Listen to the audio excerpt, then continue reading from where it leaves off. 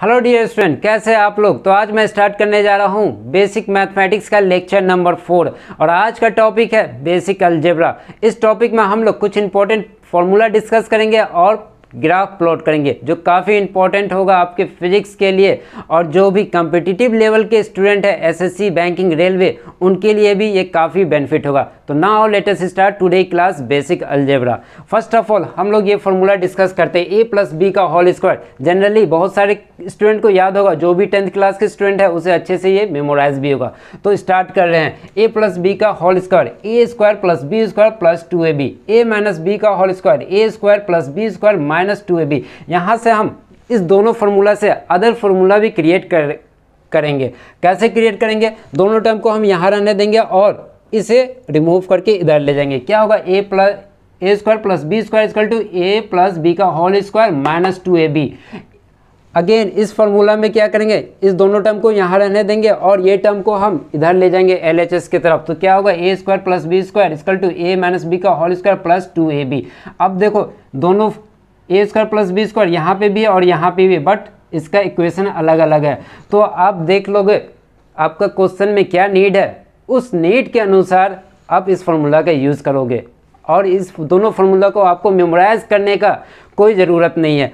Only this formula star marks हम दे रहे हैं, 3 स्टार मार्क्स, ये दोनों आपका इम्पोर्टेंट है। अब देखो इसे आप इक्वेशन नंबर 1 सपोज कर लो और इस फार्मूला को इक्वेशन नंबर 2 सपोज कर लो और दोनों को हम ऐड करेंगे और यहाँ से एक मिस्ट्री फार्मूला फाइंड करेंगे जो काफ़ी इंपॉर्टेंट है। आपका पीछे ये फार्मूला नहीं छोड़ने वाला है। तो दोनों को हम ऐड करेंगे। क्या होगा? यहाँ पे माइनस करेंगे, यहाँ पे माइनस, यहाँ पे माइनस और यहाँ पे क्या होगा? प्लस होगा। जो कैंसिल होने वाला टर्म उसे हम कैंसिल कर देंगे, जो कैंसिल होने वाला टर्म उसे कैंसिल कर देंगे, बट हम यहाँ पे शो नहीं करेंगे बोर्ड पे क्योंकि थोड़ा सा घिचपिच होगा। तो हम लिख रहे हैं ए प्लस बी का होल स्क्वायर माइनस ए माइनस बी का होल स्क्वायर। ये टर्म तो कैंसिल हो गया, बचेगा क्या? प्लस 2ab और ये प्लस 2ab क्या होगा? 4ab। ओके, अगेन एक स्टेप हम आगे चलेंगे तो क्या होगा? ए प्लस बी का whole square equal to A minus B का whole square plus 4ab। Most important formula हम इसे 5 स्टार दे रहे हैं। ये कभी आपका पीछा नहीं छोड़ेगा। ये मिस्ट्री फार्मूला है, छुपा हुआ था कहाँ? ये दोनों इक्वेशन में छुपा हुआ था, ये दोनों फार्मूला में छुपा हुआ था, हमने यहाँ पे फाइंड कर लिया। क्लियर? नेक्स्ट फार्मूला हमारा क्या है? A plus b plus c का whole square, a square plus b square plus c square plus 2ab plus 2ac plus 2bc। याद करना काफ़ी आसान है। आपने ये फार्मूला याद कर लिया तो a square plus b square plus 2ab। अब देखो यहाँ पे 2 टर्म है, यहाँ पे 3 टर्म है, तो a square B square plus c square. यहाँ पे 2 टर्म है तो 2 टर्म के लिए, 3 टर्म है तो 3 टर्म के लिए, 2 टर्म है तो ओनली 2ab। यहाँ पे 3 टर्म है तो एक बार ए बी करेंगे, एक बार ए सी करेंगे, एक बार बी सी करेंगे। क्लियर?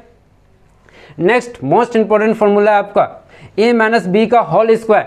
आप तो यहाँ पे पढ़े ही हो ए माइनस बी का होल स्क्वायर, ये फार्मूला तो याद किया। अगेन एक और फार्मूला आता है ए माइनस बी का whole square equal to A plus B into A minus B, जो मोस्ट इंपॉर्टेंट है। आपका न्यूमेरिकल डायरेक्ट इस क्वेश्चन पे, इस फार्मूला पे आपका डायरेक्ट बनेगा, इस फार्मूला पे आपका क्वेश्चन डायरेक्ट बन जाएगा।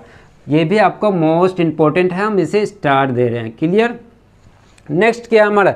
ए प्लस बी का whole cube, a cube plus b cube plus 3ab into a plus b. और यहाँ से आप फाइंड कर सकते हैं अगेन ए क्यूब और बी क्यूब, इस तरह आप फाइंड कर सकते हैं। A cube plus b cube को हम यहाँ रहने देंगे और ये टर्म को मूव करके इधर ले जाएंगे। क्या होगा? ए प्लस बी का whole cube minus 3ab into a plus b. Clear? Next क्या हमारा? ए माइनस बी का whole cube, a cube plus b cube minus 3ab into a plus b. Again हम यहाँ से a cube plus b cube find कर सकते हैं। इस टर्म को यहाँ पे रहने देंगे और ये टर्म हम रिमूव करके इधर ले जाएंगे। क्या होगा? A cube plus b cube equal to A minus B का whole cube plus 3ab into a plus b. Clear?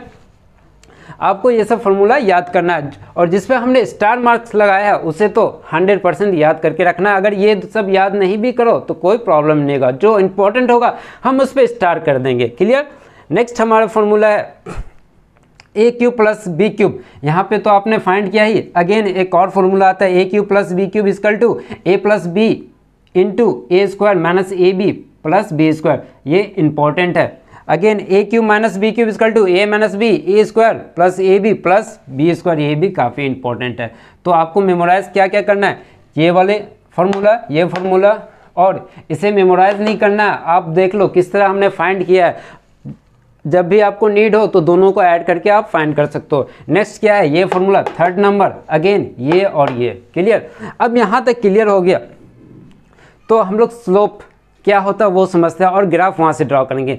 But वो करने से पहले थोड़ा सा कोऑर्डिनेट ज्योमेट्री का कंसेप्ट समझ लेते हैं। तो हमने यहाँ पे लिया है एक वाई एक्सिस है और एक्स एक्सिस हमने ड्रॉ किया है, और एक पॉइंट लिया है जिसे कोऑर्डिनेट पॉइंट कहते हैं, पी पॉइंट, x1 और y1, x1 और y1। क्या मतलब हो गया x1 और y1 का, ये पॉइंट जो है आपका x एक्सिस पे x1 डिस्टेंस पे है, क्लियर, और y एक्सिस पे आपका p पॉइंट y एक्सिस पे y1 डिस्टेंस पे है। इसका ये मीनिंग हुआ। अगेन अनदर कोऑर्डिनेट पॉइंट हमने लिया q, और इसका वैल्यू x2, y2 है। क्या मतलब हुआ, x एक्सिस पे हमारा q पॉइंट कितने डिस्टेंस पे है, x2 डिस्टेंस पे है, और y एक्सिस पे कितने डिस्टेंस पे है, तो y2 डिस्टेंस पे है, ठीक है। अब हमें फाइंड करना है, ये जो लाइन है इसका डिस्टेंस फाइंड करेंगे। कैसे डिस्टेंस फाइंड करना है इस ये लाइन का, तो डिस्टेंस बिटवीन टू पॉइंट्स काफ़ी आसान है। किस तरह फाइंड करेंगे, root under x2 minus x1, last final minus initial का whole square, x2 minus x1 का whole square plus y2 minus y1 का होल स्क्वायर। और जो भी अगर न्यूमेरिकल वैल्यू दिया होगा वो वैल्यू यहाँ पे पुट करोगे तो आप फाइंड कर लोगे डिस्टेंस बिटवीन द लाइन। अगर आपको आ जाए पी क्यू का मिड पॉइंट फाइंड करना है, पी क्यू का मिड पॉइंट फाइंड करना है तो कैसे करोगे, वो और आसान है। Mid point of this line, P Q का मिड पॉइंट कैसे फाइंड करेंगे, तो x2 प्लस x1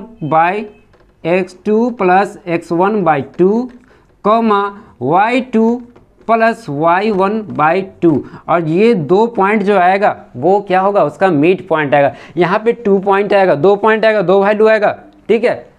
तो ये आपका मिड पॉइंट आएगा। क्यों 2 वैल्यू आएगा, 2 पॉइंट क्यों आ रहा है, बिकॉज ये आपका 2D में है, एक x एक्सिस है एक y एक्सिस है। अगर आपका ये 3D में रहे, एक x एक्सिस एक y एक्सिस और z एक्सिस, तब आपका 3 वैल्यू आएगा, 3 डिफरेंट वैल्यू आएगा। हमने यहाँ पे ओनली 2 एक्सिस लिया है, 2D में हम डिस्कस कर रहे हैं तो 2 ही वैल्यू होगा।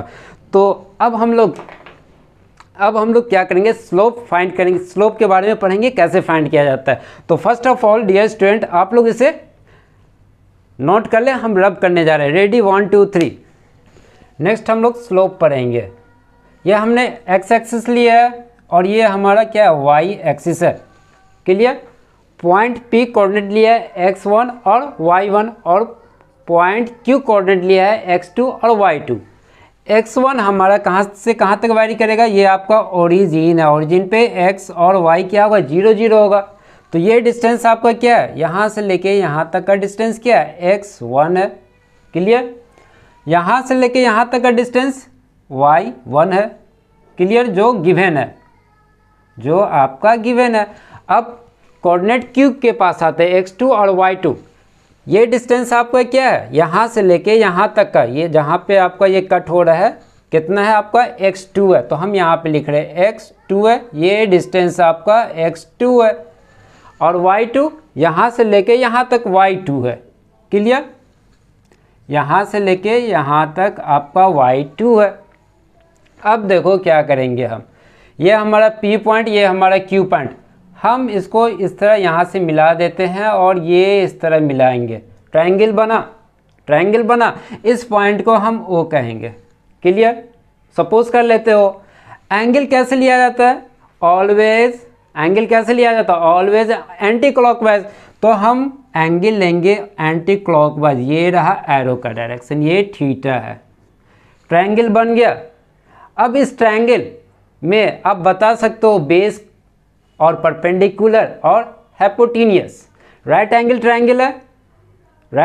ट्रायंगल है, बिकॉज ये क्या परपेंडिकुलर है, ये तो क्लियर है ना, परपेंडिकुलर है, तो ये भी लाइन छोटा सा परपेंडिकुलर होगा, तो यहाँ से अब स्लोप निकालेंगे। स्लोप क्या होता है, tan थीटा इक्वल टू ये हमारा परपेंडिकुलर और ये हमारा बेस p बाई बी होगा tan थीटा। यही हमारा क्या होगा, slope equal to tan theta p by B, जिसे हम m से डिनोट करते हैं।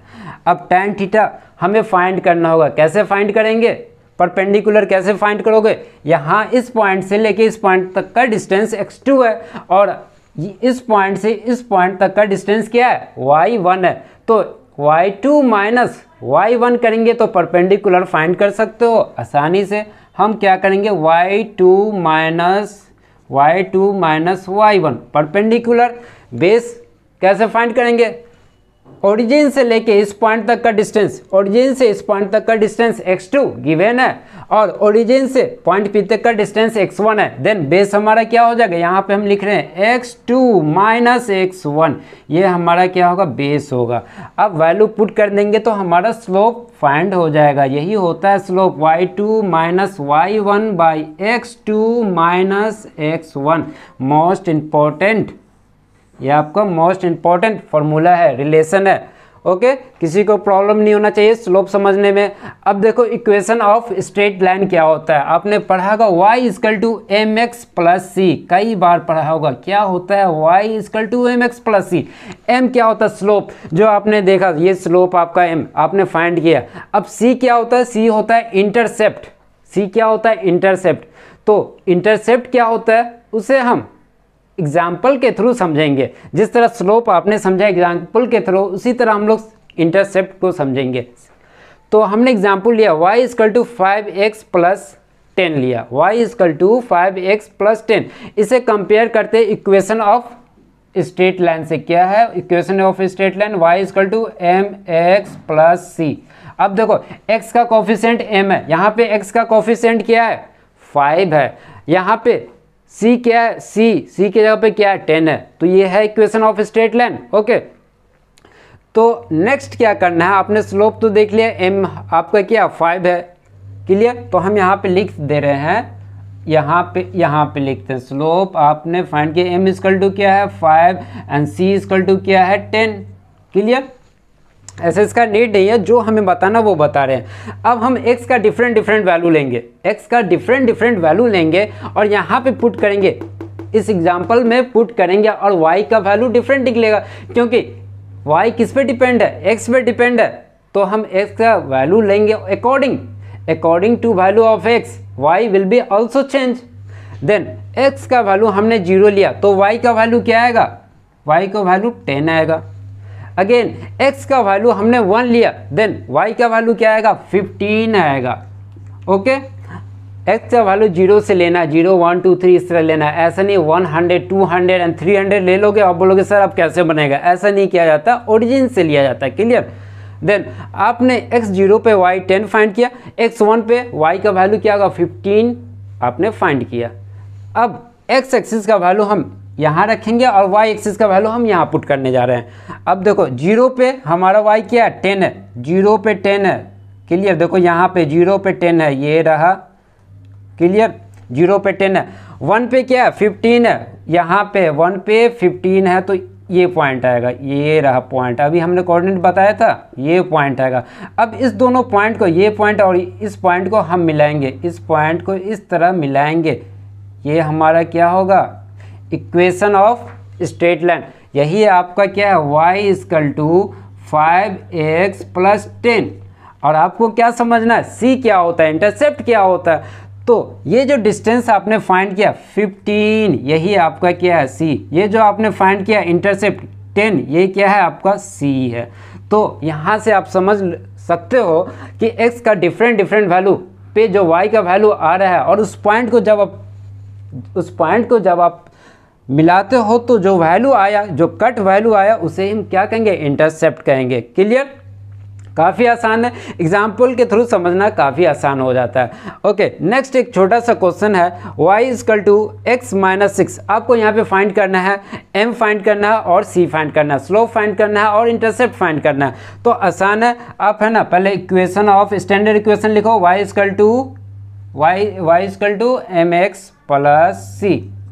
mx प्लस c, अब देखो x का कोफिशिएंट m है, यहाँ पे x का कोफिशिएंट क्या है 1 है, तो m का वैल्यू क्या आ जाएगा 1 आ जाएगा। c का वैल्यू फाइंड करोगे, c क्या है यहाँ पे -6 है, तो यहाँ पे c क्या लिखोगे -6 लिखोगे। और इस एग्जाम्पल में आपको हमने c भी बताया और एक छोटा सा एग्जाम्पल प्रॉब्लम भी यहाँ पे सॉल्व हो गया। अब देखो नेक्स्ट क्या करेंगे, यहाँ पे तो इक्वेशन दिया हुआ, उस इक्वेशन से ड्रॉ किया हमने, ग्राफ ड्रॉ किया, इक्वेशन से ग्राफ ड्रॉ किया और यहाँ से हम c भी समझे। अब ग्राफ गिवन रहेगा और हमें फाइंड करना है क्या, इक्वेशन फाइंड करना है। अपोजिट आप चलेंगे, कैसे करेंगे अपोजिट, तो यहाँ पे लिखा हो right the equation of graph, इस ग्राफ गिवन है, इसका हमें इक्वेशन फाइंड करना है। आपको पता है सी क्या होता है, इंटरसेप्ट होता है। देखो यहाँ पे क्लियर है कि ये आपका इंटरसेप्ट है, तो हम जो दिया हुआ वो लिख दो, सी यहाँ पे आपको पता चल गया 2 है। ओके, स्लोप क्या होता है, स्लोप आपने थोड़ी देर पहले पढ़ा, ये देखो स्लोप tan थीटा, ये थीटा आपका स्लोप है, यहाँ से आपने स्लोप फाइंड किया, ठीक। तो slope equal to m equal to लिखोगे tan theta equal to angle कितना है tan 60 डिग्री है। ओके, tan 60 डिग्री है और इस tan 60 degree m equal to क्या होगा √3 हो जाएगा। अब स्टैंडर्ड इक्वेशन लिखो, equation of straight line y equal to mx plus c। आपने तो एवरीथिंग फाइंड कर चुका है, m का वैल्यू फाइंड किया, c का वैल्यू फाइंड किया, all value put in this equation, now you get answer y equal to m का वैल्यू क्या √3x, c का वैल्यू आपने क्या फाइंड किया 2। तो ये आपका क्या होगा इक्वेशन, यही आपका इक्वेशन फाइंड करने को कहा गया है। क्लियर, सी समझना था, स्लोप समझना था, आप लोगों ने समझ लिया। तो डियर स्टूडेंट, आज की क्लास हम यहीं एंड करते हैं। Okay, thank you.